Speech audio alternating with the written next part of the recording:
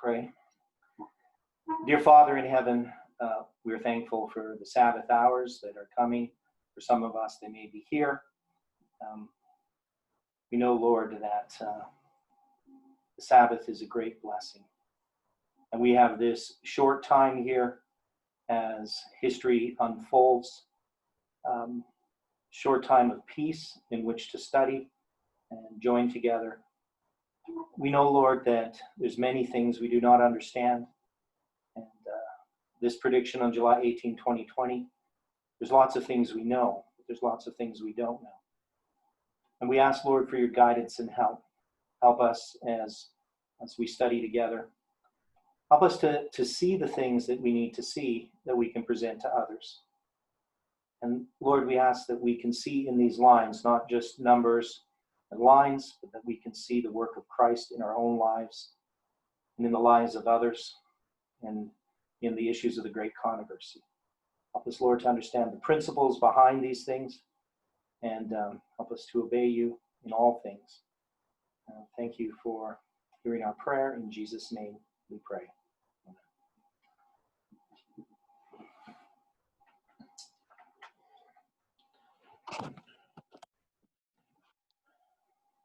So last Friday, I did a simple presentation, not as simple as I should have, on July 18, 2020. And that's because I had done a presentation the Sabbath before where I had a group of people where I could get a bit of interaction. I could watch people's expressions. I could see what they didn't understand, and people could ask questions if they didn't understand something. But in presenting it last Friday, I added a lot of detail. And of course, the reason I do that is because I'm thinking about you presenting it to someone else and having questions being asked or objections being raised, and maybe even in your own mind, just some things you're not clear about. And so that's why I added some of those details. But I'm going to go over it this time a little in a simpler manner. So I'm not going to explain all the points this time, but just show you the main reasoning behind this. Now I'm going to sort of back up a little bit too. So I'm going to add some detail that I think is important, even though we've gone through it in other studies, but just to try to understand how it's connected.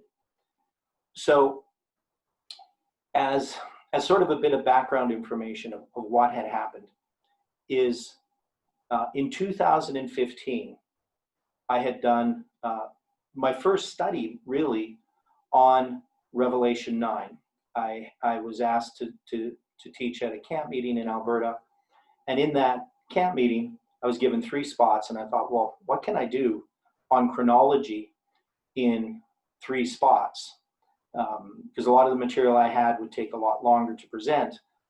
So, I thought, well, maybe, the first, second, and third woe. But even to do that, I realized I had to go back and I had to give a little bit more background. So I did Revelation 8 and 9. Probably should have just stuck to Revelation 9, but it was important that I studied Revelation 8 because I really had not a good understanding. I mean, I knew about the trumpets, but I had not ever presented it. I'd only read Uriah Smith and Ellen White's statements about it. I'd never seen a presentation on the trumpets. I've seen parts of it referred to, obviously, and definitely the woes referred to. And so I knew a little bit about it. But so in 2015, I did this presentation on Revelation 9. And what I noticed in 2015 that I wouldn't have noticed any other time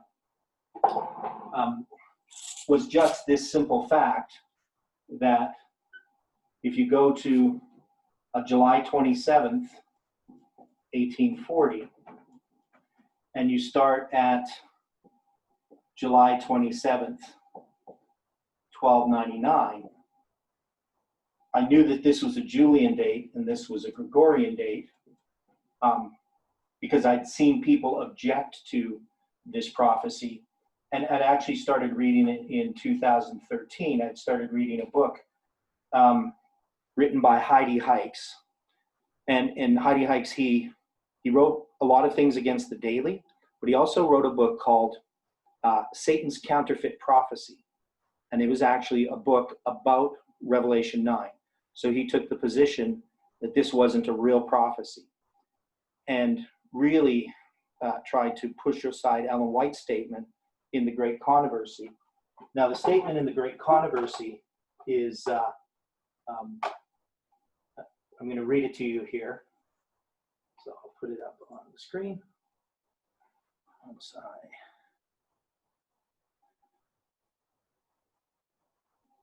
this done right.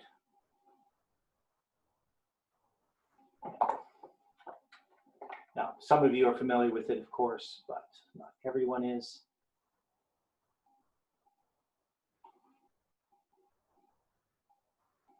You might not be able to see this. I don't know how you would make this bigger.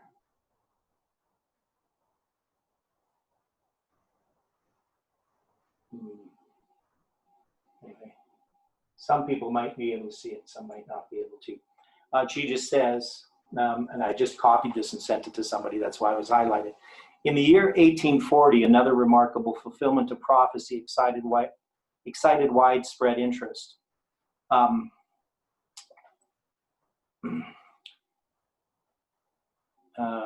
Where is it here? 2 years before, Josiah Litch, one of the leading preachers in the second, where is it here?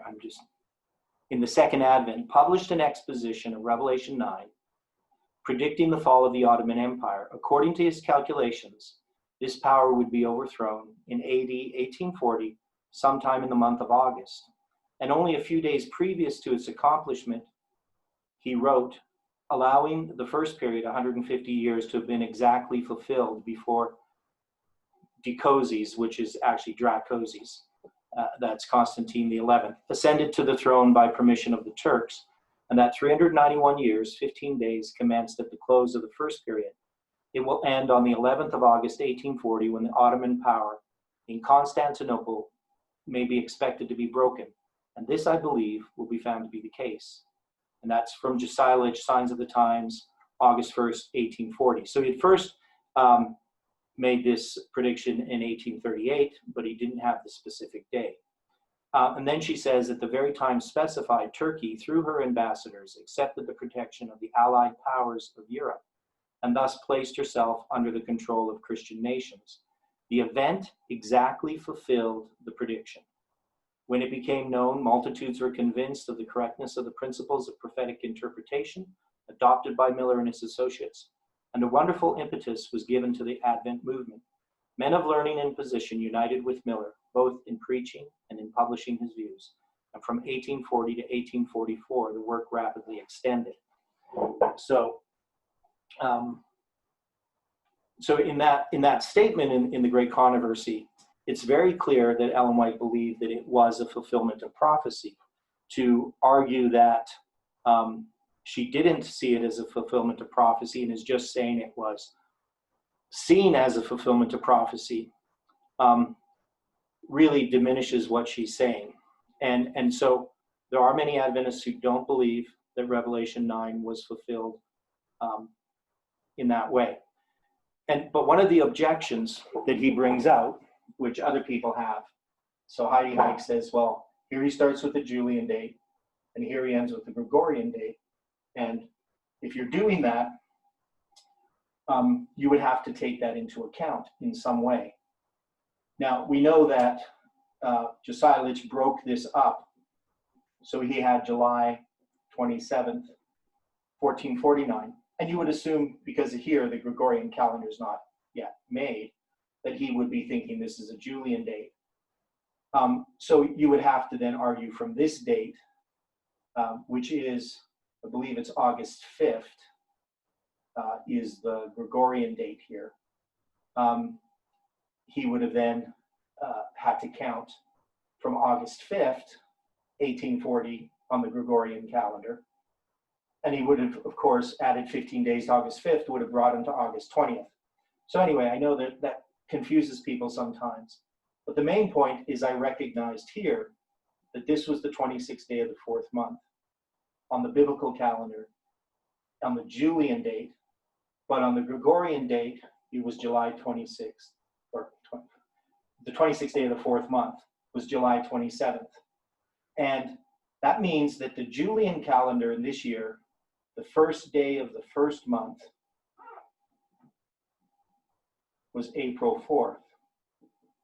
But that was on the Julian calendar.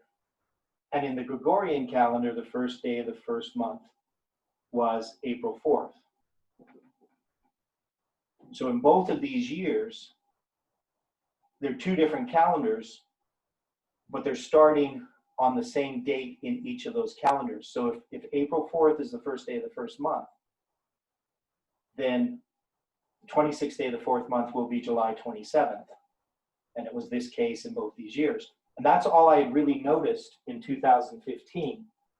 I hadn't, at that time, broken it down where we then took the 360 years and the 30 years and the 1 year and looked at each of these dates in 1809, 1839, and 1840. At each of these dates, so this one would be over here, July. I hadn't looked at these and realized that these were all 26th day of the fourth month. So I hadn't understood that in 2015.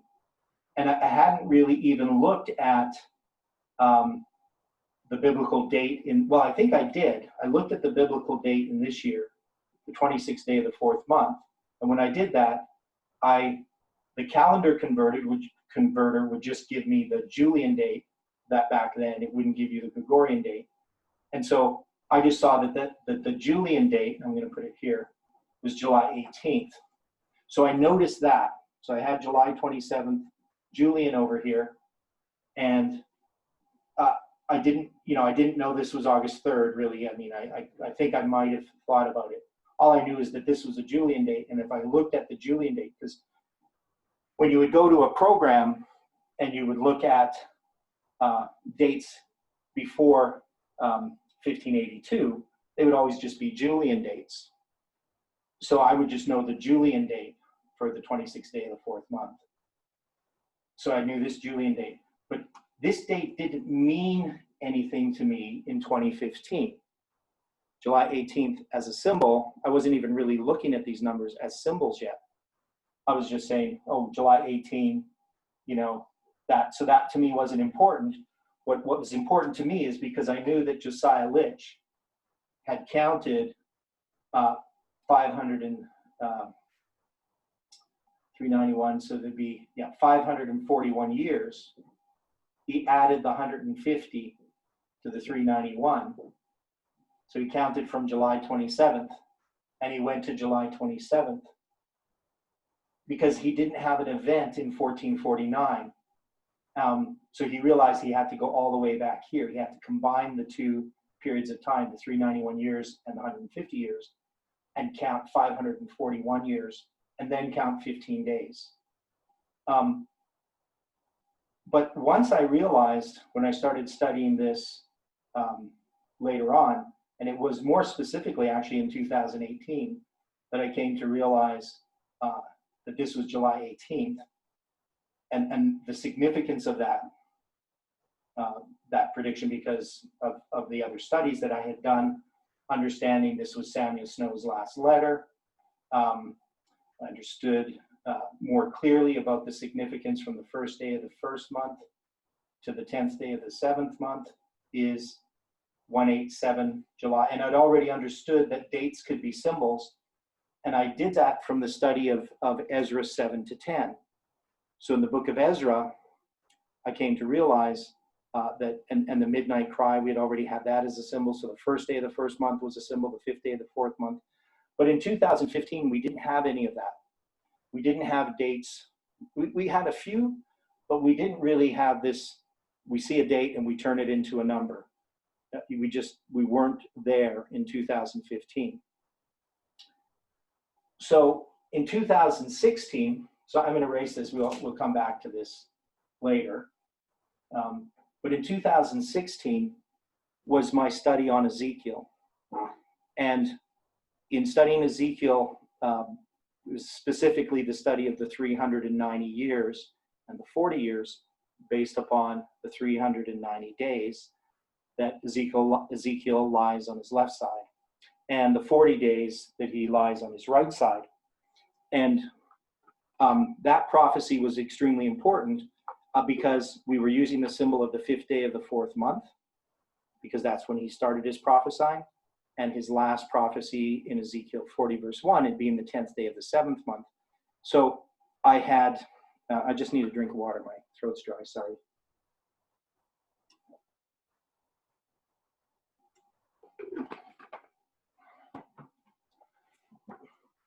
And I've mentioned this other times, but in 2016, we had just developed this line, 9/11, Midnight Cry, and the Sunday Law.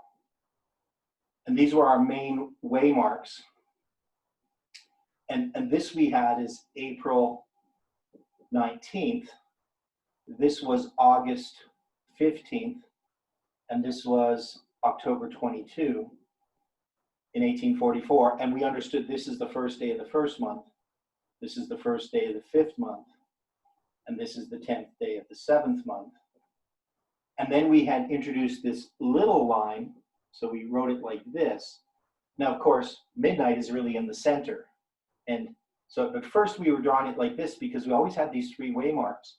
So when midnight was introduced, it was really introduced as part of the Midnight Cry. A part of the doubling was that we had these 2 waymarks that both were the Midnight Cry, because the Midnight Cry was given here. And the Midnight Cry was empowered here, but it was given at Boston. So we had the Boston and the Exeter line. So this is in 2016. And we knew that this was the 5th day of the 4th month.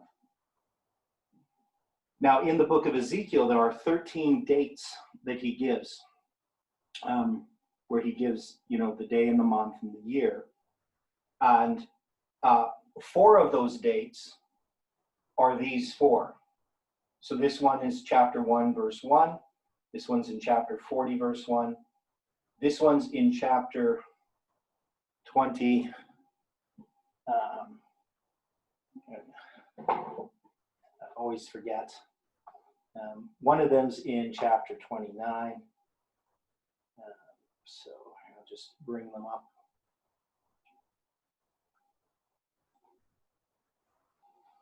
So again, this is just a little bit of background knowledge that I think, if we have, it does help us to sort of go back and study some of these things a little bit more on our own. And it was chapter...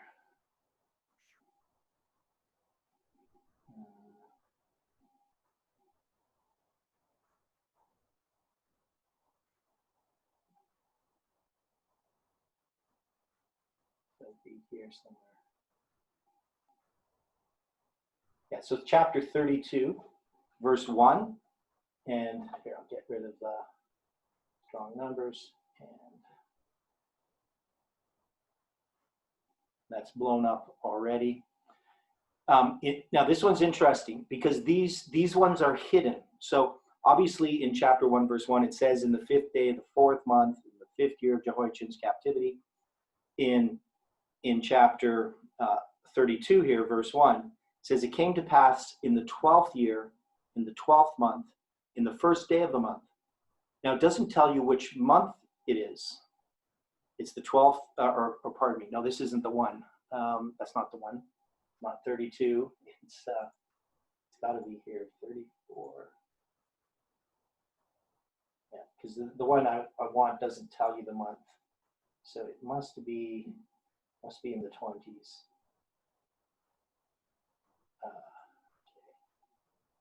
29, 10th month, 12th day of the month. No, that's not it. 30. Ah, there it is. No, I should know where these things are. I never can find this one. This is it. Ezekiel 26. It's way back in Ezekiel 26, verse 1. Okay, so in Ezekiel 26, verse 1, it says, it came to pass in the 11th year, in the 1st day of the month, that the word of the Lord came unto me, saying, Son of man, because that Tyrus hath said against Jerusalem, Aha, She is broken, that was the gates of the people. She is turned unto me, I shall be replenished.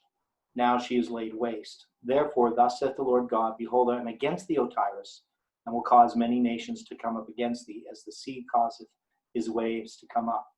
So this is Tyre, this Tyrus, Tyre, and Tyre is mocking Jerusalem, saying, aha, she is broken, that was the gates of the people. So this is referring to the breaking of the walls of Jerusalem, and this occurred on the ninth day of the fourth month. So that's when the walls of Jerusalem were broken. That's when the siege ended after a year and a half. And it wasn't until 30 days later that the temple was destroyed. And that's the 10th day of the fifth month. So this ninth day of the fourth month, after that, we see Tyre mocking Jerusalem. And so when it says in the 11th year, so it's in the 11th year, the ninth day of the fourth month, that the walls are broken. And then he says here in the first day of the month, it would be implied that this is the next month. This is the fifth month. But it doesn't tell you that. And we had, when we started to understand Ezra 7:9, we looked for all the first days of the fifth month. I believe on the first day of the fifth month is when Miriam dies. So there's a lot of symbolism in the first day of the fifth month. But this one was a hidden first day of the fifth month. It wasn't something that just you could look it up and find that it's the first day of the fifth month. You actually have to think about it. So, so this was important in 2016 because in studying Ezekiel, we started to have these dates, and these dates were confirming this line that we had. And the other place is in Ezekiel where it mentions the first day of the first month. That one is a prophecy against Egypt, that it mentions the first day of the first month. So there's a whole bunch of symbolism there, and we know that in these two dates, which is July 21st, this is the fifth day of the fourth month in Ezekiel, is July 21st, and the 10th day of the seventh month in Ezekiel 40, which is also a hidden date. It doesn't tell you the month, you have to infer that, is also October 22nd.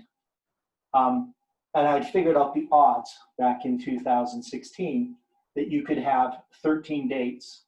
And this would be like if you had a calendar with 13 dates on it, and you had 4 darts, and 4 of those darts you throw, and you would get, with 4 of those darts, you would hit 4 of those 13 dates.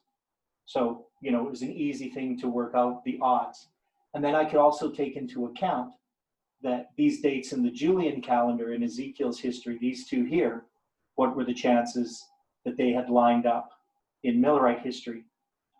So you could figure this out. I think the whole thing was something like 5.6 times 10 to the power of 8 or something.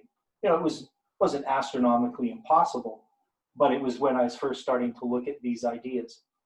So the next thing that happened is we had this, and then I'd started a study in 2016.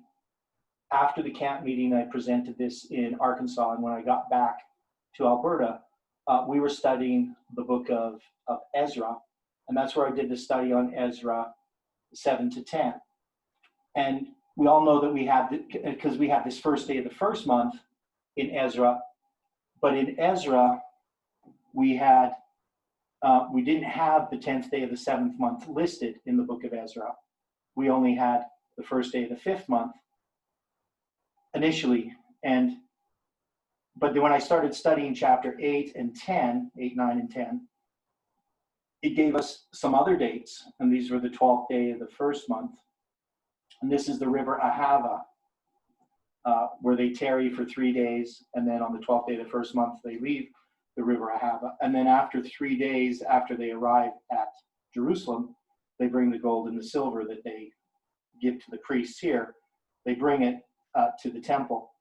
And then in this whole history here, there isn't a date given for the Day of Atonement. It's not even really mentioned.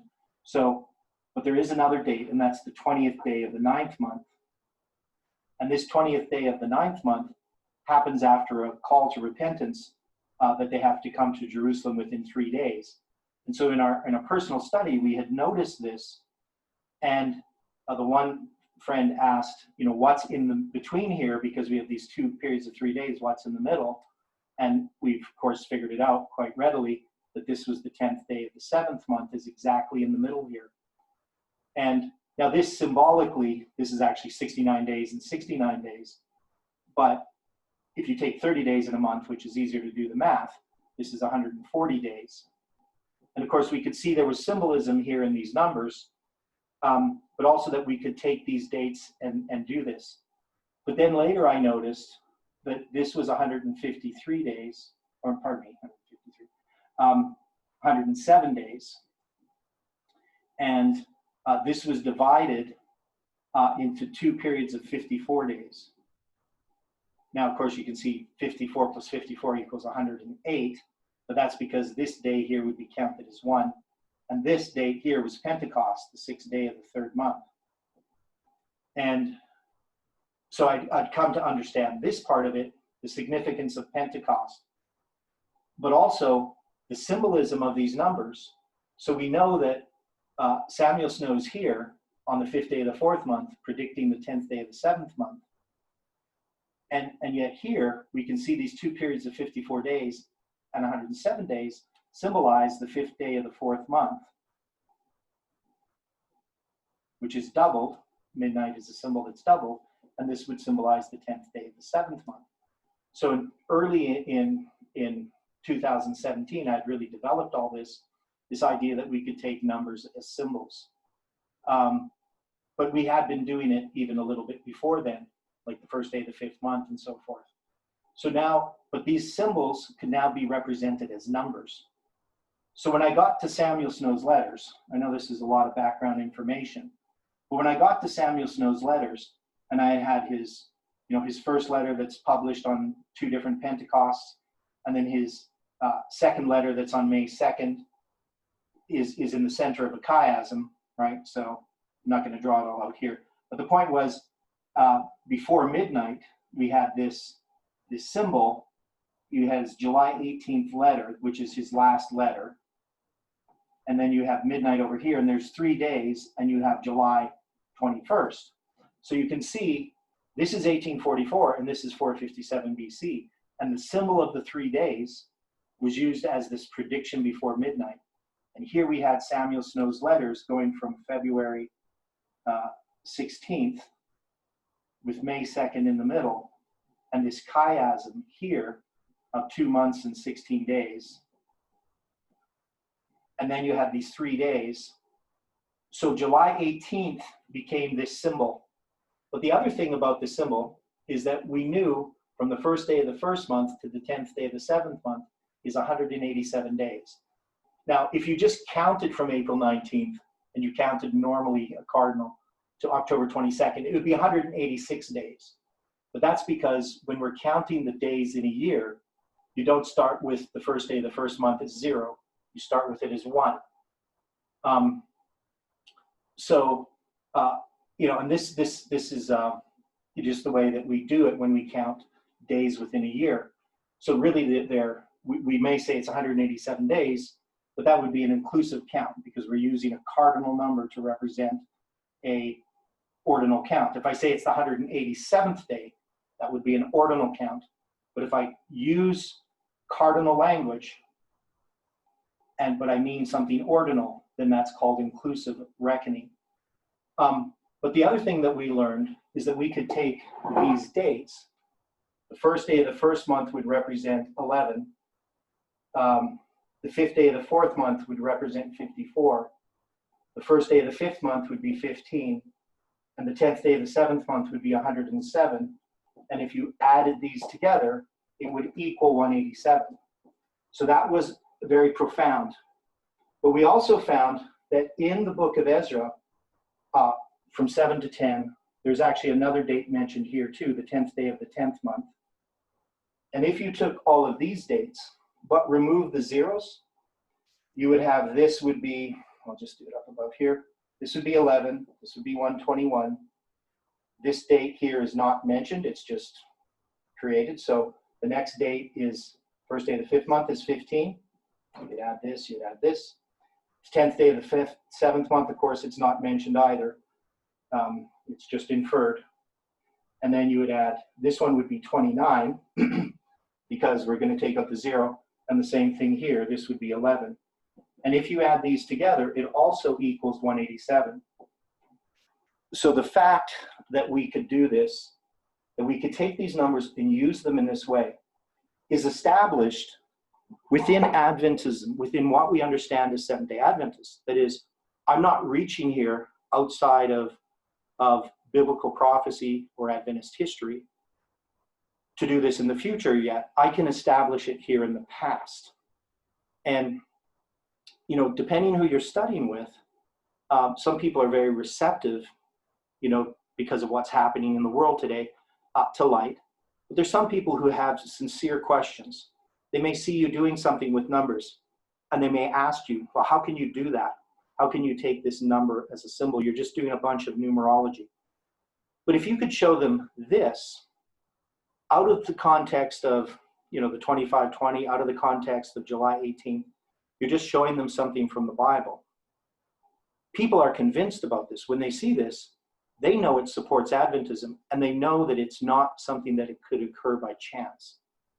That you couldn't just do this. You can't be manipulating numbers to do this. Now, somebody, of course, who has their heart hardened and is set against it, no matter what you show them, they're going to rationalize it away. And they're not even going to want to look at it. So this is just some background information of what happened before the July 18th prediction. So this is 2017 that I do Samuel Snow's letters. And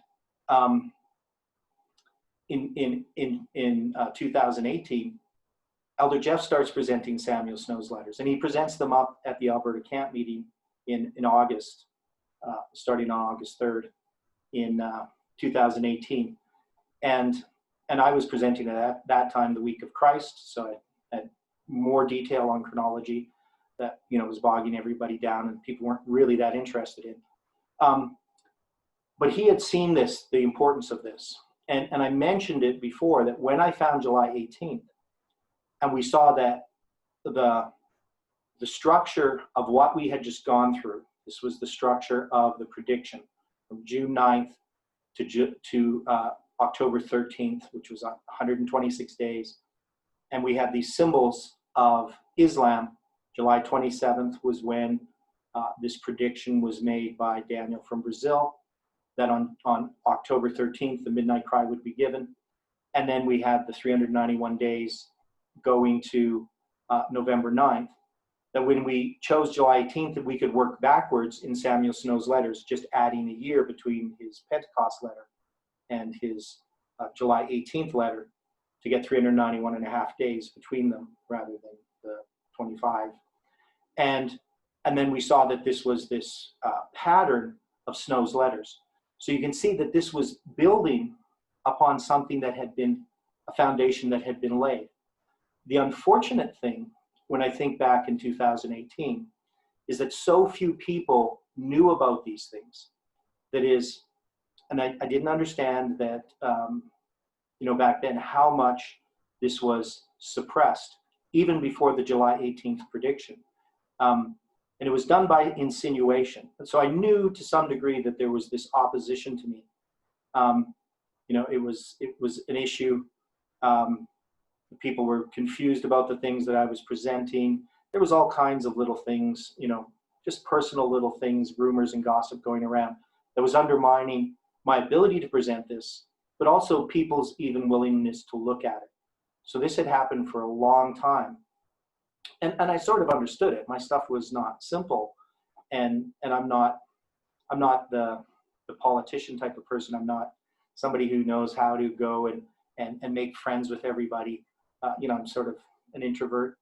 I do all these presentations, but you know, that's not my personality. That's just what I have to do. So I knew that there was this reasonableness why people to some degree weren't looking at it. And I know that Elder Jeff understood that there was truth there, but he always saw this opposition, which made him reluctant to some degree to fully endorse anything that I was doing. And so this was just, this was just the reality in 2018. So many people didn't have the ability to really appreciate what was happening. And there was all these other things happening, all these distractions within this movement, different ideas being introduced, different concepts. People were really bogged down trying to understand everything. So that was the context in which in 2018 that we then came up with the July 18, 2020 prediction. And Elder Jeff saw it because he saw the connection between Samuel Snow's letters and what we had just passed through. But even he was dissuaded from accepting it as something important. And this was based, and I'm not really trying to complain here, but it's just a reality, it was based upon rumor and gossip that wasn't based on fact. And it wasn't actually addressing, even if the rumors and gossip, let's say, were true, you need to evaluate the biblical truth based upon the Bible, not upon supposed flaws or problems with a person. And so that was a problem in trying to get this to be understood.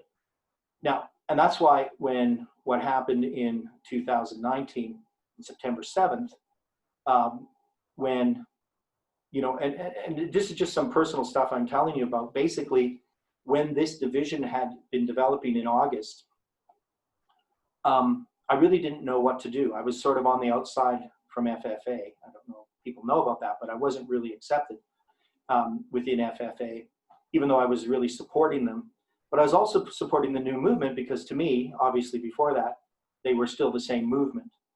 But I came to a resolve, and I'm not sure, what date it was, but it was around the end of August, before September 7th, that July 18 was true. But if it was true, that God had to take care of it. I mean, I'd already done this before, like with other things, with my understanding of 2520. And I knew that there was this opposition to July 18th in the camp meeting that we had in Alberta in June. I'd asked Tess about some of this stuff, and she had just dismissed it as numerology. So I knew I was obviously in trouble in that respect. And other stuff was happening to other people. So Stephen and Adilio in Germany on August 29th, where they were brought before the tribunal and basically told to recant the July 18, 2020 prediction. So I knew all this, but even in spite of that, I hadn't really chosen sides. That is, I'm not a person who chooses sides.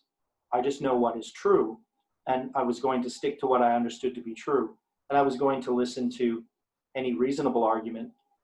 But basically, it was in my prayer to God, it was, God, you have to take care of this. If this is the prediction, then you're going to handle it, and it will be known if it's truth. And if it's not important, then that's fine too. Maybe it's just something for my own personal understanding. I don't know. That's the way I dealt with it at that time. But God obviously took this into his hands, but I think all this history, this background is important in understanding that, one, is these things developed over time. And there was always this opposition, not necessarily what was being taught, because people really couldn't, I don't see how you could attack Ezra 7 to 10 on any biblical way, or even dealing with the 70 years periods of the 2520, or dealing with any of these things that I found of Ezekiel and how it was connected to Josiah Litch's prophecy, and all these things that were being discovered. Samuel Snow's letters, how could you really reject that amazing structure of these letters and the significance of them? So people didn't attack it directly. They just attacked the messenger, and they did it in a very indirect way too. So I think that's an important thing to understand as we look at what our experience is going to be as we go through this history. What we want people to do is just to examine the Bible. But yet, I think that we have to recognize that, God is the one who's going to vindicate his word. And it's not up to us to take matters into our own hands, even though sometimes we may feel that we're personally attached to some of these things. because I know that God can take care of these truths. So now I want to move into the simple presentation of July 18, 2020. Any questions about this, though, before we move on, any of these things that I've drawn here? Everybody's fine with that? I know some. Very well explained. Okay, thanks.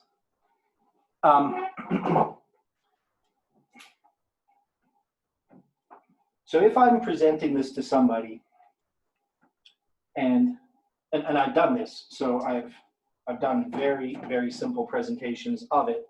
I can take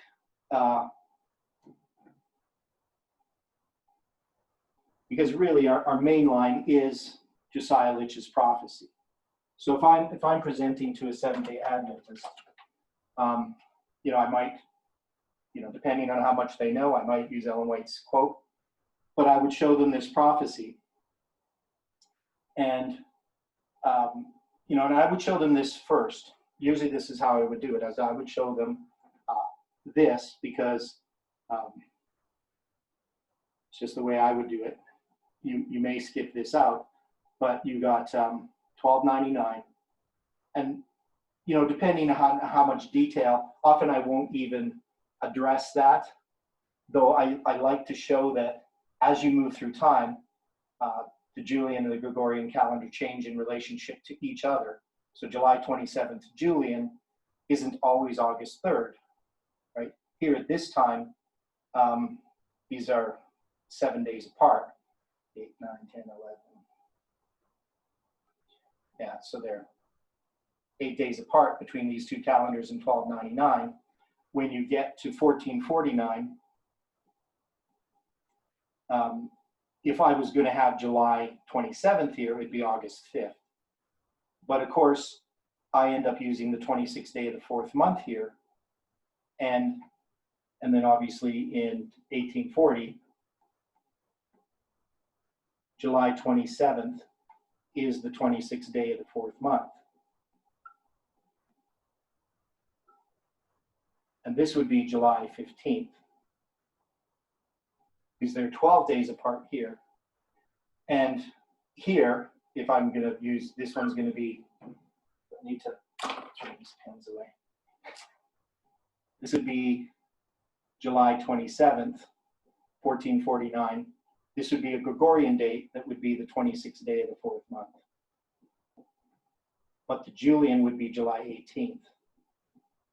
Right, so, and I would read them, Revelation 9, verse 10 and verse 15, to get the 150 years, and the 391 years and 15 days is going to be added here at the end to get to August 11th.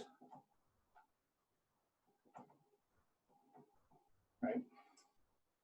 Now, there's so much detail in here, in this prophecy itself, that I could just do Josiah Litch's prophecy. I could spend days doing this, hours and hours, looking at the detail here in this prophecy. Looking at the history here, how do we prove July 27th, 1299 for the rise of the Ottoman Empire? Why this date? When you look at Wikipedia, it's going to say August 20 or July 27th, 1301. So it's going to be 2 years difference. And this can be objections that people have.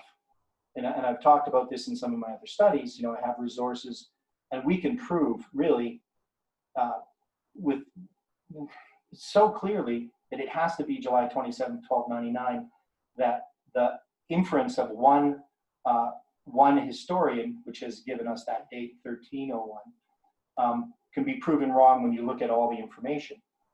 But that's the thing about information, is when you get a false piece of information, especially in the modern age, that piece of information can be repeated and repeated and repeated so many times on the internet and by so many people that it looks like it's a fact.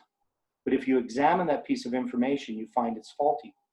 I find this with Ron Wyatt's material. If you look at the Exodus, and he tries to make this argument, it's the Gulf of Aqaba.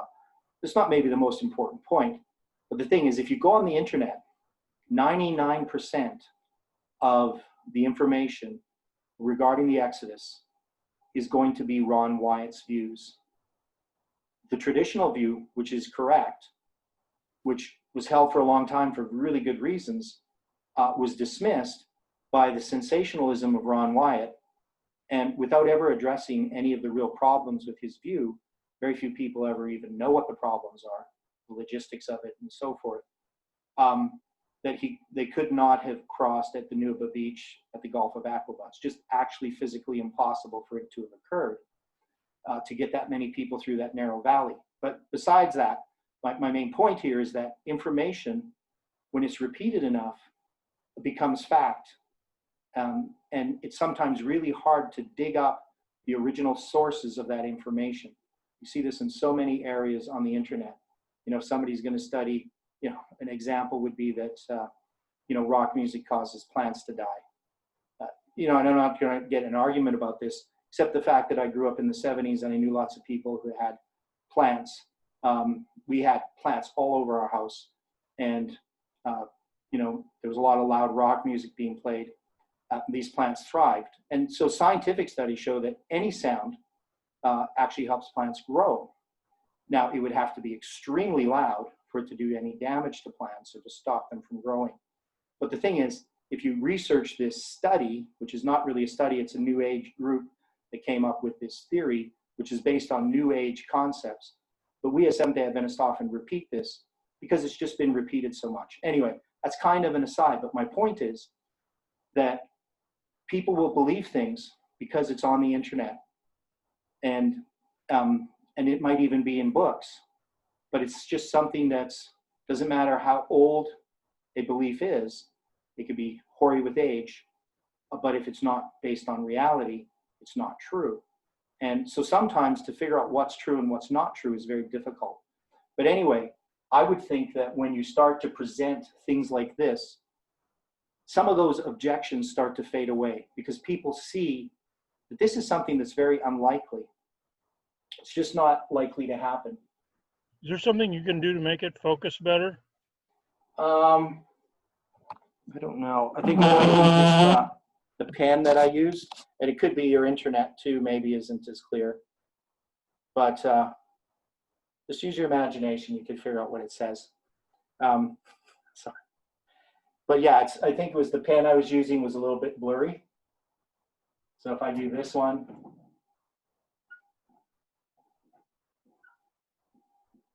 does that look clear?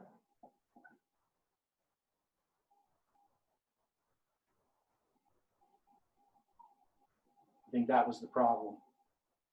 Probably. Been coming through. It's been coming through clear on my side without problems. Okay. Now, sometimes it's the internet we have. So anyway, when it comes to convincing somebody, obviously you can't convince somebody against their will. But just this one little detail about the 26th day of the fourth month, sometimes that's all you need.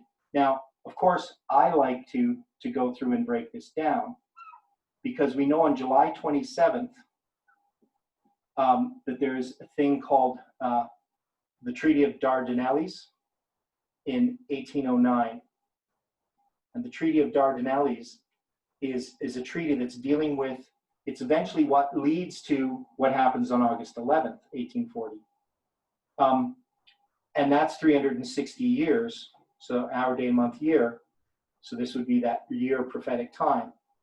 And then you have 30 years later, the collective note, and it's also on July 27th in obviously 1839. And then you're going to have on July 15th, so I'm just going to put this up here, July 15th, you're going to have, it's called the Treaty of London, but it's the Treaty of London is where they get this ultimatum from. And the ultimatum that is signed here at the Treaty of London is delivered to the Pasha, Muhammad Ali, on August 11th. So this event here is connected to this. Now, this is often presented wrong. I know Jeff presents it, he presents it wrong every time.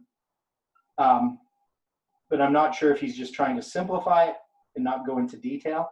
But I think the detail is an extremely important one. This is sort of, answering the question that somebody had put on WhatsApp regarding how do we do this Julian and Gregorian calendar.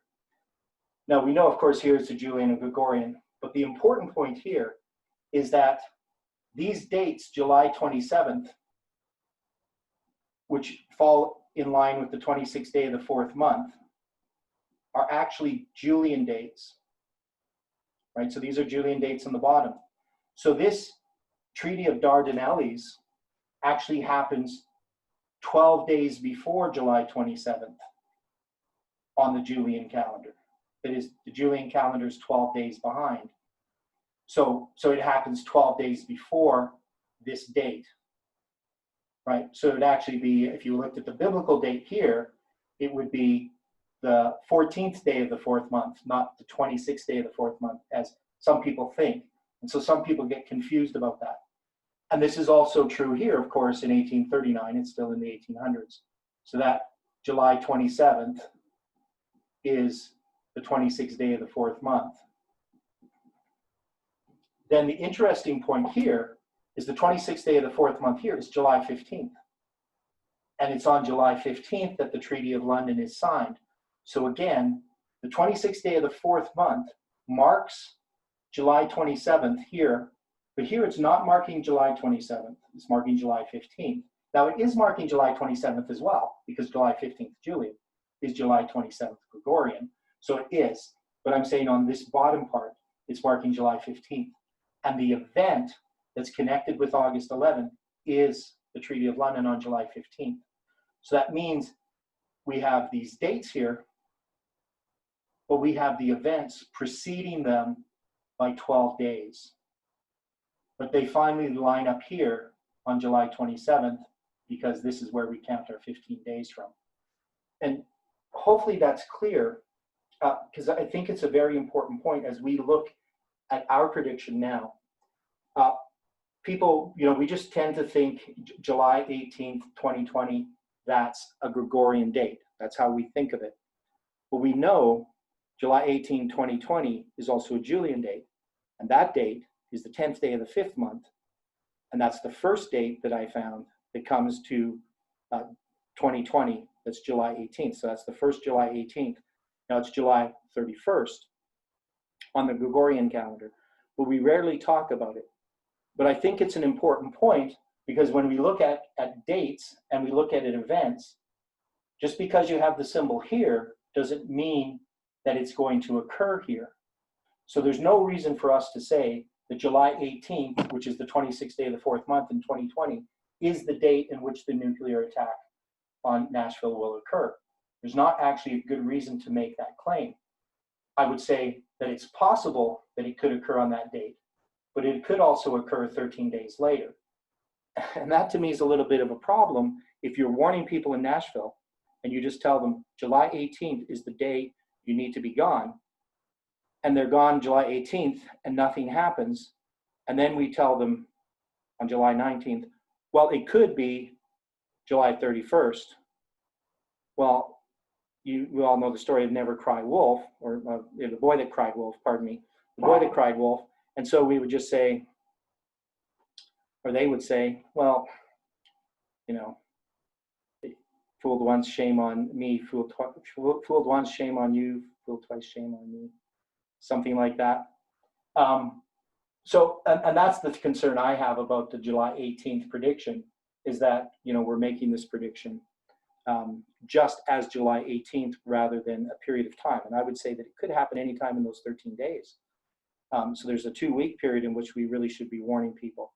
But not a lot of people are going to leave Nashville for 2 weeks.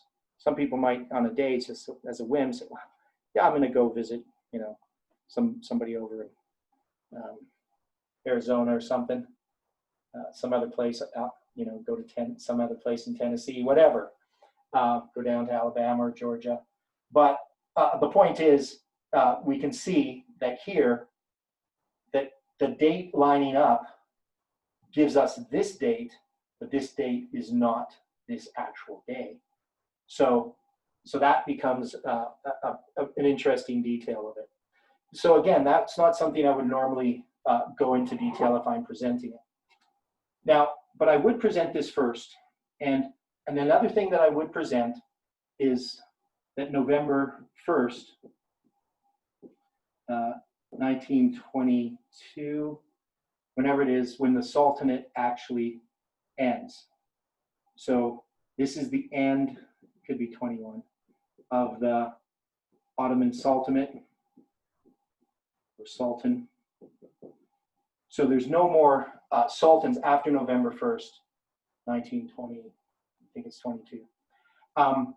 But the thing about this is I can use the biblical date, which is the 11th day of the 8th month, because people argue, well, the Ottoman Empire never actually fell on August 11th, 1840, right?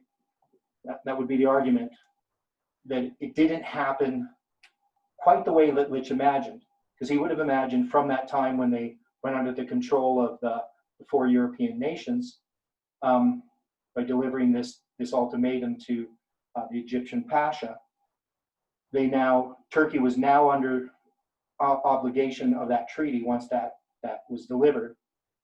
You know, he would have thought that Turkey would end very soon, but you can see it's going to continue for another 80 some years. But the thing is, this biblical date, the 11th day of the 8th month, you can see that August 11th is the 8th month, 11th day. You can see how this symbol also can be a fulfillment of this. There's just this period of time or this delay. And we can see that with like the 34 AD with the stoning of Stephen as the end of the Jewish nation. But you still have another 36 years until Jerusalem is destroyed. You know, and somebody can say, well, if the Jewish nations, their probation is closed, why are they still around? And so the end of a prophecy isn't always what the world would consider the end of something. You know, so when you're looking at Bible prophecy and you're marking a date in history, let's say that the 1260 days, and historians looking at it and say, well, nothing really significant happened in 538, you know, and, you know, they might even argue that, you know, the papacy, if you're talking about a period of persecution, you know, the papacy wasn't persecuting Christians, you know, all through 1260 years. There's some periods of time in which they were, but they really weren't doing it for 1260 years. But of course, you're neglecting what the Bible is actually describing. It's that power to persecute, whether they're actually persecuting every day, or there's periods of time in which persecution isn't occurring because the papacy is under attack itself from outside forces, is sort of missing the point of how Bible prophecy works. So some people just say, well, we make history sort of fit this neat little package of ideas that we have, but we neglect all of this reality around things. And that's an argument, you know, and if you're talking about Greek education, this isn't a point because this was another question that had been asked. You know, how do we see that Greek education was resulted in the fall of basically Judaism? And you know, I mean, to me, it's just such an obvious thing that Greek thought influenced the Jews, and it influenced their ability to think and to rationalize. And we have the same thing today. People, we have a way of looking at things that's very different than the Jews, and just try to, well, let's look at something like time. So, in the way our modern mind thinks about time is very different than the way that the Jew would think about time. So first off, we have timepieces, clocks. We have calendars that are fixed calendars. And there's sort of a uniformity that exists. Pretty much everybody uses the same calendar. Everybody's using that same time, that same standard in an area. You don't have some people who are saying, well, I'm going to stay on daylight time, and I'm going to stay on standard time, you know, or people say, I'm going to go by the sun, and, you know, if it's noon based on the sun where I'm at, then it's noon, you know. We just don't do that. But in the past, people had a variety of calendars, and these weren't written out.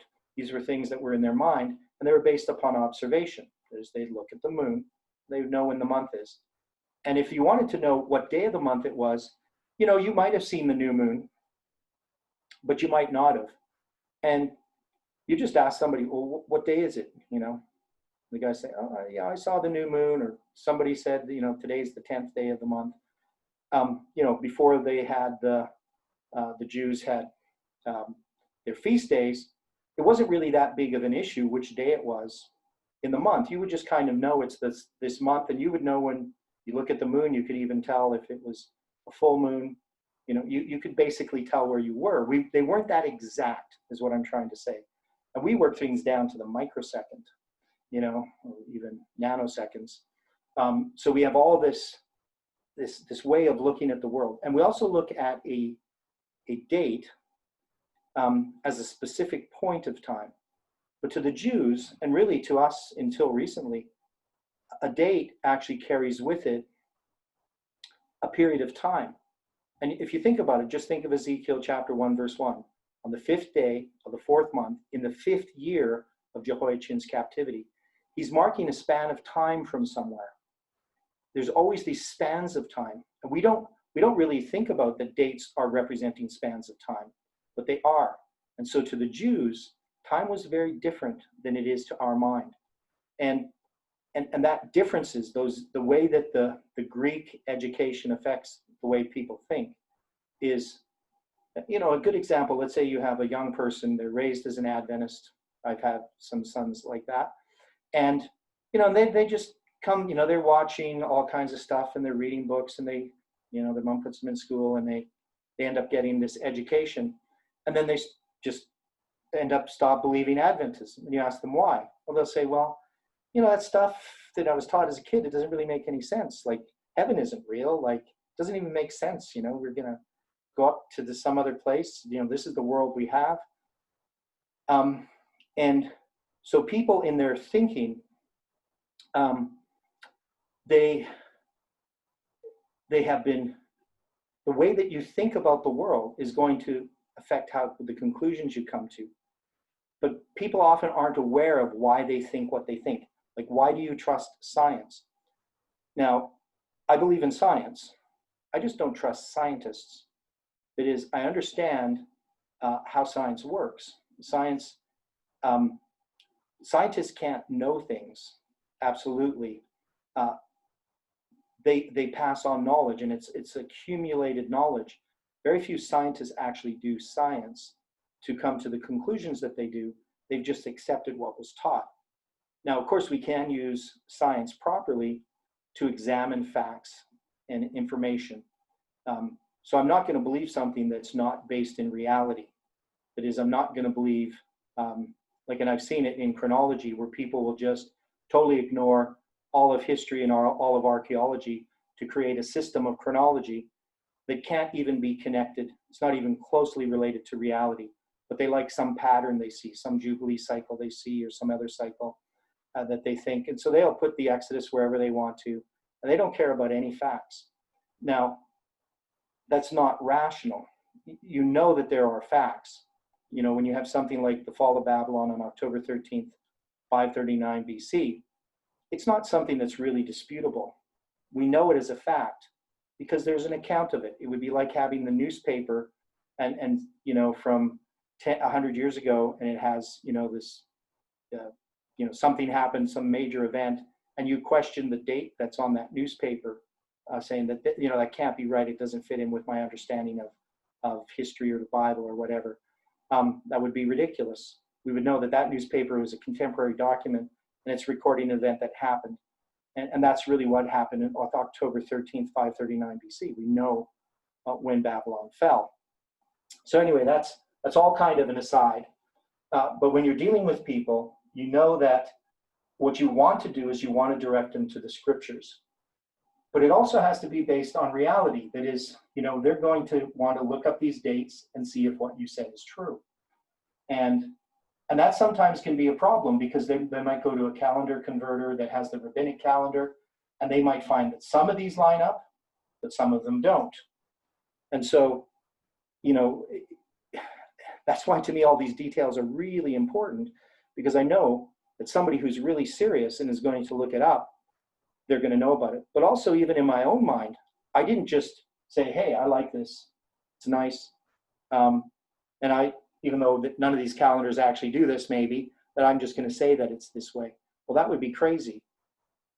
Just because I can draw something and say it's a certain way, I have to be able to prove that it's that way. So, so that people are going to some degree check this out. But even all these dates here aren't really that important. This one is easy to check out, and this one's easy to check out because those match on the rabbinic calendar as well. And those are really the two main dates. But these ones here aren't as important, but they still provide amazing detail.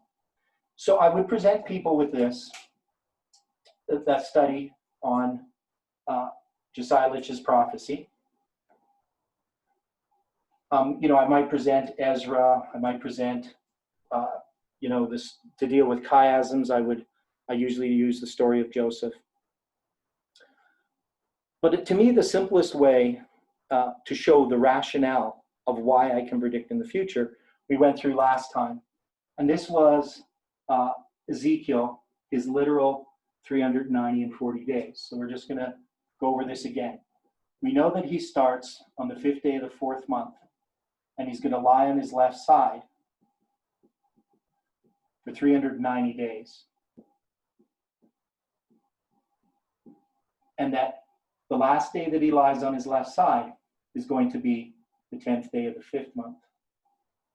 Right? So we know this. He starts on July 21st, 592 BC. And this is obviously 365 days plus 25 days to get 390. So that's a year plus 25 days. Now, when I'm counting this as the first day, and this would be the 390th day that he's going to lie on his left side. But it's the next day, so we're going to go one day here. The next day, he's going to start the count to 40 days. And this is going to be, obviously, a cardinal count. This is going to be August 15th. So, and that's the thing that's sort of difficult. Often what I will do is I will just present this as the same date. And I think that's what Jeff does when he presents July 27th and all those dates. He just puts them together. He just says, this is a detail that's way too hard to explain. So I will just do this, and say August 15th, even though it's August 14th is the 10th day of the 5th month. But these calendars overlap, as you know. This day is overlapping because one is he goes to bed at night, and then the next day is August 15th, and he's going to start to lie on his left side for 40 days. But you can see some of these little details on how they're important. And, this isn't that important when he ends, but it's this date, the 10th day of the 5th month, that becomes important. But you also have this date, July 21st, which is midnight, and August 15th, which is the midnight cry. So these two dates become extremely important symbols. And you can see that he starts at midnight and he ends at the midnight cry. And we know he also has in his book the 10th day of the 7th month and the first day of the 1st month and the first day of the 5th month. And you can see how the 10th day of the 5th month is similar in a symbol to the first day of the 5th month in that they're both 1 and 5. They both have that 15 in it, which, you can take out the 0. So anyway, we know that he has his second vision is here, but then he's going to have his third vision over here. And his third vision is the important here. I'm going to just shorten this 40 days, just make it 40 days so I can get this in here. And so then he's going to have his third vision. So he's going to have his first over here, his second over here, 25 days in, and then he's going to have his third vision. And this third vision is the one that's on the 10th day of the 5th month. So it's a year after this, after he finishes lying on his left side, it's 1 year. And then he's going to have his third vision in Ezekiel 20:20. Or 20 verse 1, pardon me. And we have Ezekiel 20:20 and 20:12. And then we know that Jerusalem's going to be destroyed 4 years later on the 10th day of the 5th month. Now this is in 590, because this was 591. And this is going to be 586. So on the 10th day of the 5th month, to the very day, and the 10th day of the 5th month, 5 years to the very day, and 4 years to the very day, Jerusalem is destroyed. But we also talked about the fact that Ezekiel, when he references this, he references it in the context of his own personal captivity that began in 597 BC when Jehoiachin was taken captive. So this period of 5 years here, he's now going to count. And we know that with Jehoiachin, that he's taken captive here in 597, and that he's going to be in captivity, and this isn't lining up with this here, this is going to be 36 years. So he's in captivity until 561 BC. And then he's released in the 37th year of his captivity. It says, I believe this is in Jeremiah 52, and it's also in some other place, I can't think, in Kings, 2 Kings. So he's released in the 37th year of his captivity when Evil-Merodach becomes king at the death of Nebuchadnezzar. And in this story here, we know that he's going to continue on, and he's going to talk about things in the 24th year, or the 25th year, in the 27th year. Well, this is obviously, it's still in kind of that context. So if you take Jehoiachin's captivity and you continue this, so this is not lining up with above here, and you go to the destruction of Jerusalem in 70 AD, so I just line up 70 AD with 586, I guess that makes sense. So in the 10th day of the 5th month in 70 AD, Jerusalem is destroyed just like it was there.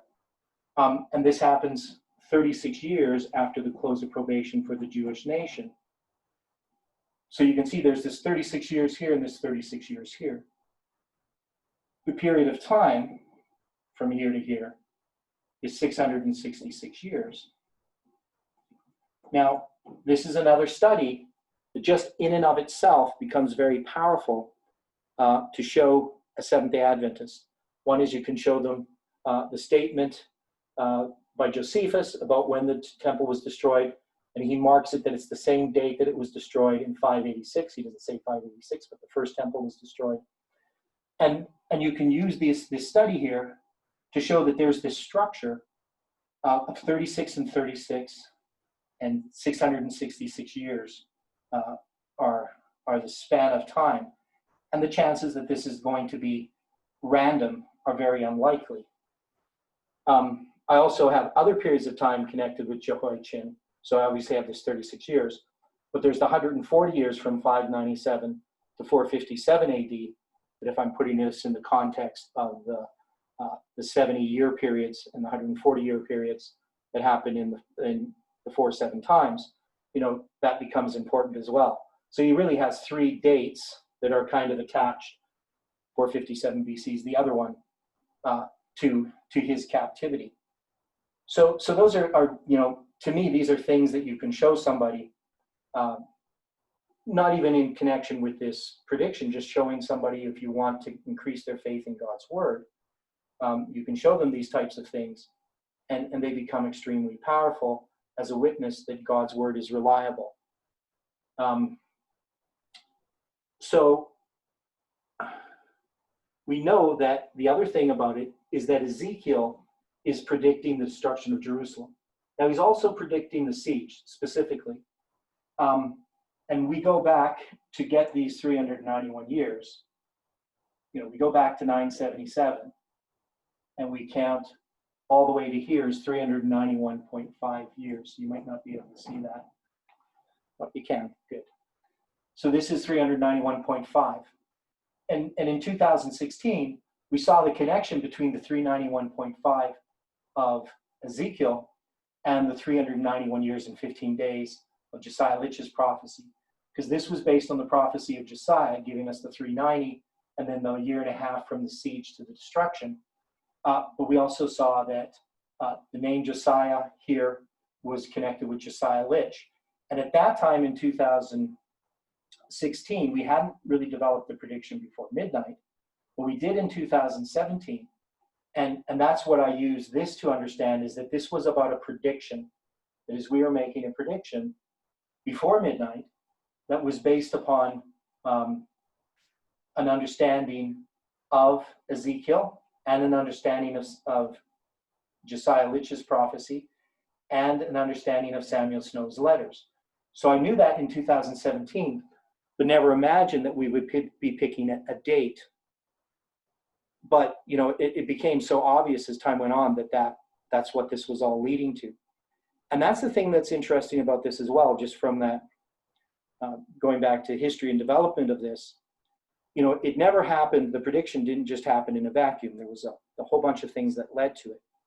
But for me personally, if I had not done this work in chronology, I would never have, one is I wouldn't have accepted the November 9th date, from my understanding of it, because I'd already done this work in chronology and understood these symbols. And so you have to have a foundation to even have that prediction. But there was problems still with that prediction. I think initially, you know, I was sort of, I was very skeptical. I know the day that prediction happened, October 3rd, and I was skeptical of tests through the whole thing. I never really let people know that too much because I was still waiting and seeing. I hadn't made a decision about anything. But when I counted the 391 and a half days from October 13th, while I'm sitting there in Lambert Church, to the start of November 9th, 2019, these things all fell together. So that November 9th prediction is extremely important, even though there was a lot of false ideas attached to it. So, and we can just look at it. Let's talk a little bit about this idea of a prediction and a false prediction. We know that the Millerites, Miller said that Jesus was going to come back about the year 1843, and he refined it to be the Jewish year 1843. And when that time passed, they were in error. And their opponents, of course, said, "Why are you guys continuing? You were wrong." We have the same thing happening to us now. People have mocked me on Facebook regarding the July 18, 2020 prediction, saying, "You had November 9th, that was a fake prediction. Why are you continuing to make another prediction?" And you can see, obviously, the parallel, because as we get to November 9th, more light comes. But we also had this other light that was being prepared regarding July 18th. It wasn't accepted initially, right? I mean, it was sort of a bit accepted, but, you know, it was pushed to the side. So it's not till September 7th that it even starts to be looked at again in a serious manner. So we have the same idea. If we look back to Samuel Snow's idea that Jesus is going to come into the fall, we can see a parallel between the November 9th and the July 18th prediction in that sense. So we now have to prophesy again. We did the November 9th prediction. Now we have to do the July 18th prediction. But also we know on October 22nd, 1844, Jesus did not come back. So, you know, people say, well, if this prediction fails, you know, you're going to, you know, destroy people's faith. People won't trust in God anymore. They won't believe anything you say. You know, people who got caught up in this excitement, you know, once that fails, they're just going to go back to the world, and, you know, you haven't given them anything of any value. And of course, I know that's a bunch of nonsense, because we could see with the Millerites, obviously, even their failed predictions were important in order for God to give them new light. Now, we've also made a number of predictions, which not everybody is aware of. I've made a number of predictions, and they've come true, but not necessarily in the way that I expected. They were all about the increase of light that we're having. And I'm still not, you know, of course, certain about July 18th Gregorian, but I do know that this prophecy will not fail ultimately. And if it doesn't happen on July 18th, I'm not going to abandon everything. I think if we get there, we will see why we're there. Now, October 22nd, 1844, when I first became a Seventh-day Adventist on December 25th, 1982, I was baptized on Christmas Day. I didn't know a lot about Adventism, but I was already a Sabbath keeper before I became an Adventist. I believed in baptism by immersion, and I believed in the state of the dead. And I had read some of Spirit of Prophecy. I didn't really accept her completely, like, obviously I should have when I got baptized, but I definitely saw that her writings were spiritual. And then the first thing that I did after I became an Adventist is read a book called The Kingdom of the Cults by Walter Martin. And The Kingdom of the Cults, in there, Donald Barnhouse, who was the other guy who worked with Walter Martin, he called October 22nd, 1844, the interpretation that the investigative judgment happened as the greatest faith-saving device in history. And I thought it was rather ironic in the sense for a Christian to talk about how, a new understanding of light is a faith-saving device, because that's what many people would say about the idea of the resurrection of Christ, is they would say, well, the whole resurrection thing, that's just a faith-saving device for Christians. Jesus didn't set up his kingdom like they thought he was going to, and so they manufactured this idea that he went into heaven, right? And so you can create a direct parallel between the disappointment of the disciples and the disappointment of the Millerites. And I think when you look at any line, you're going to see a disappointment. And we have to expect a disappointment. And we can't know what that disappointment's going to be. Disappointment doesn't necessarily mean that the prediction fails. It could be that it happens in a different way than we imagine. There could be lots of things about what causes that disappointment. But we know that a disappointment occurs. But that disappointment is necessary to prepare us to understanding truth and for God to give us that light. And so we have some blindness to something. And it could be on a personal level, blindness to our own sins, blindness to our own problems. There could be all kinds of things.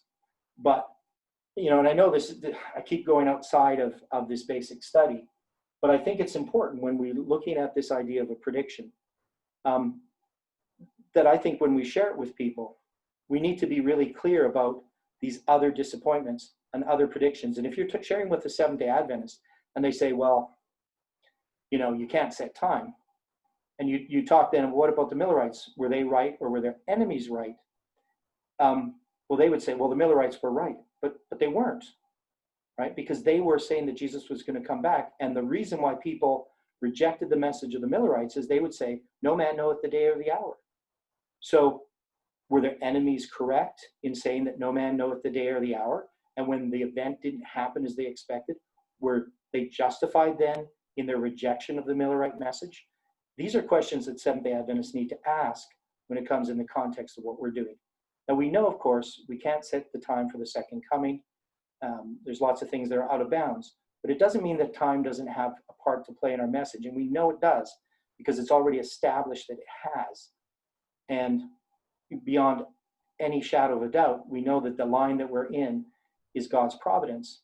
But our interpretation of the lines are always the problem. There's that human element there that is not objective like math is. And so we need to make that clear to people that we're uncertain to some degree. Now, some people would say that's a lack of faith, or we're maybe preparing for a failure, so we have to cover all of our bases. But I think it's just a reality that we have to understand, is that making this prediction is a pretty bold move. And I would still say, I believe it's going to happen on July 18th on the Gregorian calendar. That would be my best guess. But because it just all points to that. But still, nonetheless, there has to be a caveat, because we know that as we approach this event, we're going to have more light. And that's why I think, whether it's even on July 10th, the 10th day of the 7th month, that we have more insights into about what's going to happen on July 18th. So I think, as we progress in this message, we're going to come through a number of trials and tests that are going to bring us to July 18th.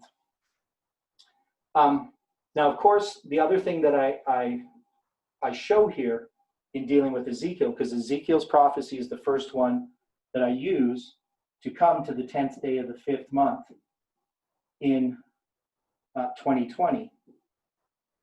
So this can seem like a jump to people. And now, obviously, if I have Samuel Snow's letters under my belt, or that person I'm presenting to does, they would see this much more readily, because they would see about the prediction before midnight. They would see about July 18th. They would see how I'm using the symbols. And they would see then that, where we are in this line of things, we're making a prediction with this symbol of the 10th day of the 5th month being July 18th in 2020 on the Julian calendar. And now we use, of course, the simple way that I did it is I took, I'm putting this in. So this is all a continuation of this. This is kind of this again. But I'm using this 10th day of the 5th month in Ezekiel 20, verse 1. And I'm using Ezekiel 20:20. So Ezekiel 20:20, we talked about last time, the Sabbaths are a sign between us and God, that He's the one, that He's the Lord our God, right? And in 20:12 it says that we may know that He sanctifies us. And that's also related to, that's 20:12, and that's related to Exodus 31:13. So you got Exodus and Ezekiel.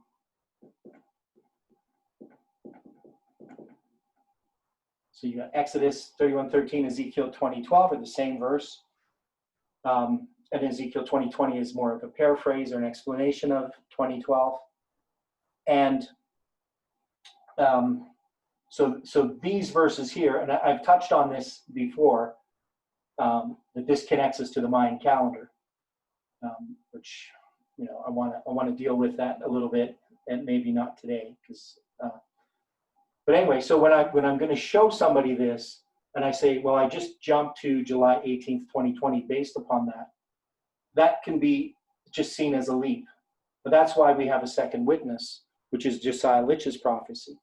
So in Josiah Litch's prophecy, we take that half of a month, and we make it into a 0.5, and then we take it as 0.5 of a year, and then we use it in a day for a year fashion to go to the year 2020, from July 27th, which is the 26th day of the 4th month, to July 18th, which is the 26th day of the 4th month in the year 2020. And we can say that's 180 years, and we can line up these two. So we got the 26th day of the 4th month, which is July 18th. So that would be the simple way of presenting this. I know that's not very simple. But if you take out all the other stuff I said, and you just look at this basic idea, is that Ezekiel, he can predict an event in the future that he's not predicting. You can go back and take the 666 years and show that he's actually showing the destruction of Jerusalem in 70 AD, not just 586. And you can do that with Josiah Litch's prophecy. You can take August 11th and you can connect it to the end of the Turkish Sultanate, November 1st, and which is, I believe, 2012. And or not 1922. And Sultan, I just got to look this up. I got to get this in my mind so that I don't.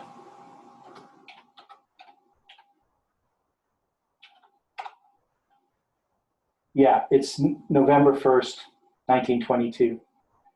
That's and it's in Wikipedia. It's called the abolition of the Ottoman Sultanate. So the fact that that's the 11th day of the 8th month on the biblical calendar can show that we can take Josiah Litch's prophecy and show how it's connected to an event that he's not predicting.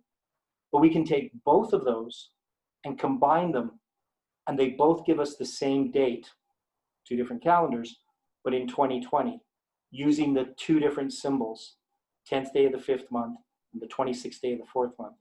And you think about it, we know that the Julian and Gregorian calendar drift from each other. In the 2nd century, or in the 200s, I guess that's the 3rd century, the Julian and Gregorian calendar are the same. But when you get to the year 300 AD, the Gregorian calendar doesn't add a leap year, but the Julian calendar does, which causes it to go a day behind.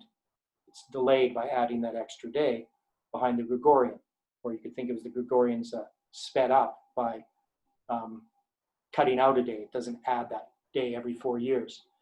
And in 400 AD, of course, because it's divisible by 400, they both add a leap year. So the 300s and the 400s, they're still going to be 1 day apart.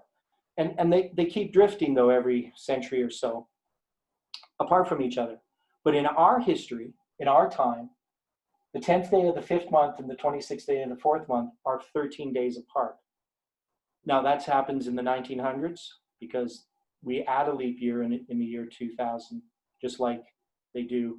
So I think I did that backwards. Anyway, yeah, in the year 400, they also add a leap year, so they go in step with each other.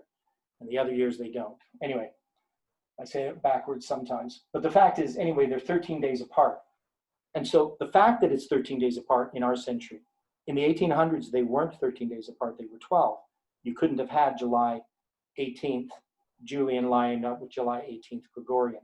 So we have this special time in the 1900s and the 2000s in which they're 13 days apart. And we know that this is, 13 is a symbol, it's a symbol of rebellion.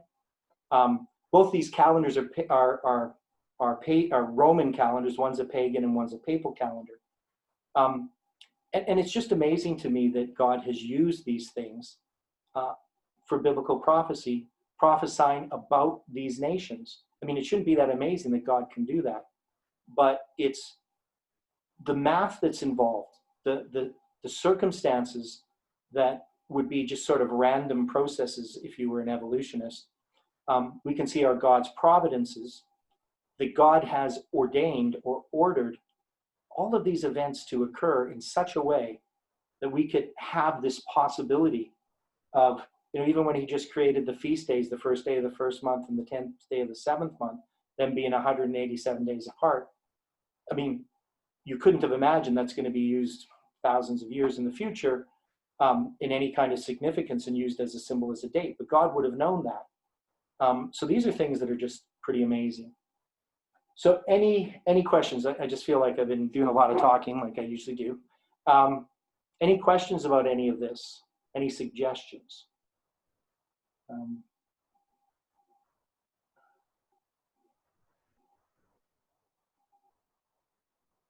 I assume you're all still awake. Any thoughts or idea? Anybody have a good question? Something that I've skipped or I've missed out on?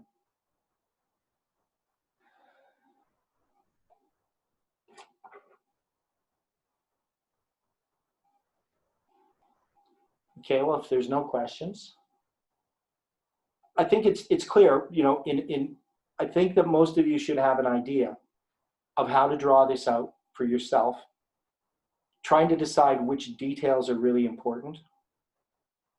I do want to go into this a little bit more next week again, but I want to focus a bit more on Josiah Litch's prophecy and the connection to the Mayan calendar. Now I have a new paper, which isn't quite ready yet, but it's going to be ready next week.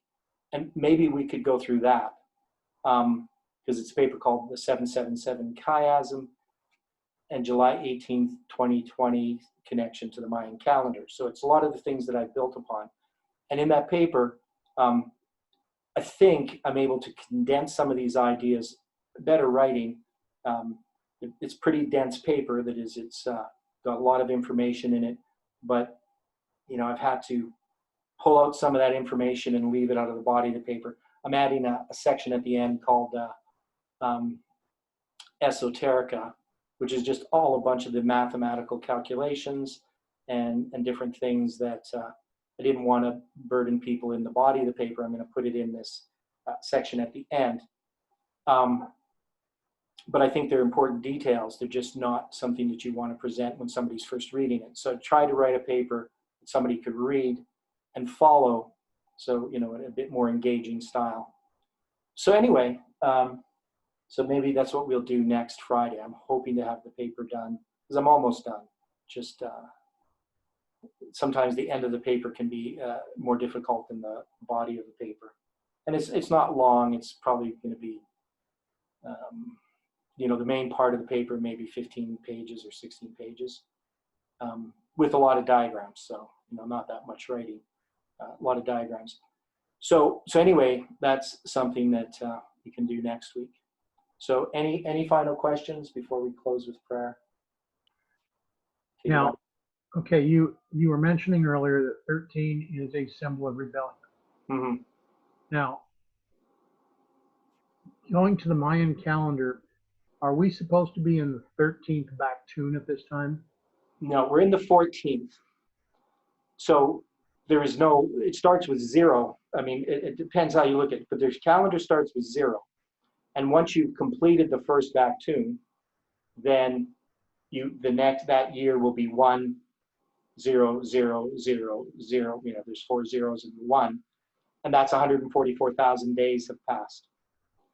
Now, so on December 21st, 2012, 13 back tunes had passed, but the number that's associated with the back tune that we're in is, so we're in the 14th back tune, but it's similar to a birthday.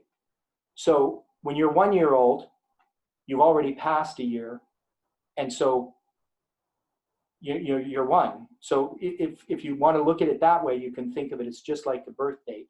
So we're in a sense, you could say we're in the 13th back tune, and actually a lot of people say it that way online. When you're reading about the Mayan calendar, they'll say we're in the 13th back tune. The other one was the 12th, but that means you had a 0th back tune, right? The first one was a 0 back tune. So does that make sense?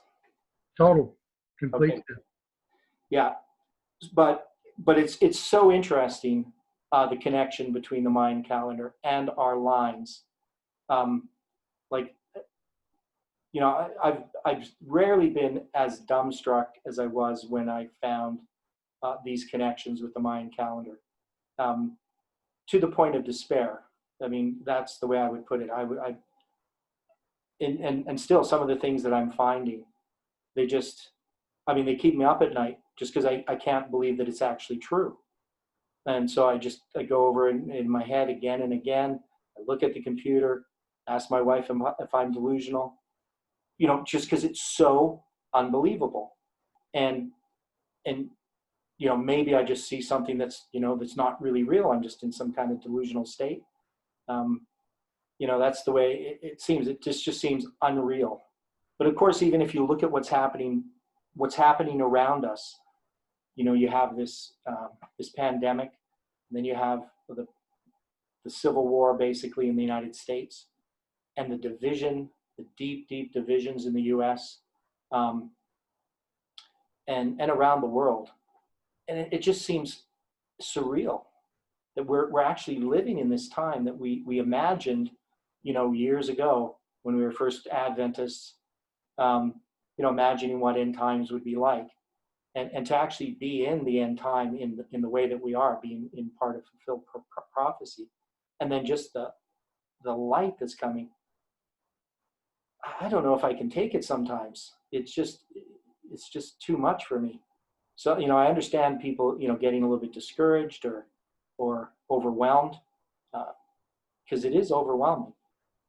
But we know it's serious. We know that what we're in right now is not something the world will never be able to turn back to what it was. The world I grew up in as a child, that world doesn't exist anymore. It's gone.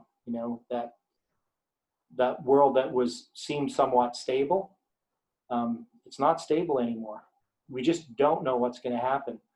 People who are not Christians, many of them know it. They know that this is a revolution, that the world is going in a direction that is anybody's guess, from that point of view. Now, we, of course, know from God's word where things are going, but for somebody who doesn't have God's word to guide them, it could be a pretty scary time. This is even scary for us in a sense. So I know that was a long answer. Okay, so everybody's probably tired. Yeah, I've been up since 3. I did have a nap though, just before the study. But okay, so if there's no thoughts, let's pray, and then we can say our goodbyes. So, dear Father in heaven, we're thankful for the study this evening. I know, Lord, that these things are becoming clearer and clearer in our minds as time goes on. But we know that to present it to others, that we still need a lot of work. ways to present it to those that we know, to Levites, to loved ones. And so we just ask, Lord, that you can help us. Thank you for the Sabbath. We ask that this Sabbath will be a blessing. And we give our hearts to you once again. And ask that you can use us to your glory. And we pray this in Jesus' name. Amen. Okay. Thanks, everyone. I'll just stop this.